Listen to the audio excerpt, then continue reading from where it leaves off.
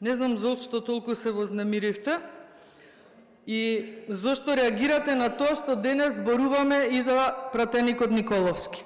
Прво подпишан на интерпелацијата и бил бивш министер или бил министер пред да стане актуелниот Трипуновски. Па што очекувавте од нас да зборуваме?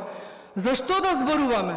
Инаку, по однос на интерпелацијата, господине Мисовски, пред нас ги имам документите.